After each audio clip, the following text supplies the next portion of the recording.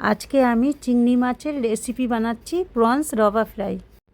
সবার আগে অর্ধেকটা লেবু নিচড়িয়ে দিলাম, অর্ধেক চামচ হলুদ, অর্ধেক চামচ নুন, অর্ধেক চামচ লঙ্কার গুঁড়ো,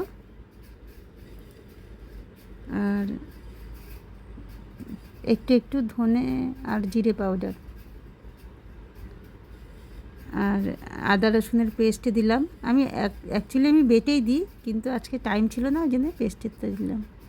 একটু ফিশ ফ্রাই মশলাও 1 চামচ, একটা ডিম ফাটিয়ে দিলাম। এবারে এটা আমি ভালো করে ম্যাগনেট করে নিচ্ছি। আমার ম্যাগনেট করা হয়ে গেছে। আমি এটা এখন ফ্রিজে রাখবো কিছুক্ষণ।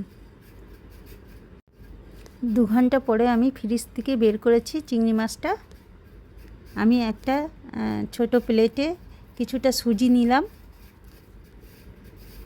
আর ফ্রাই প্যানে আমি একটু তেল গরম করতে রেখেছি। এবার আমি একটা একটা করে সুজিতে হালকা হালকা লাগিয়ে আমি সব চিংড়ি মাছগুলো ফ্রাই প্যানের মধ্যে দিয়ে দিলাম। এবারে আমার চিংড়ি মাছটা আমার ফ্রাই হয়ে এসছে, আমি এগুলো তুলে নিচ্ছি।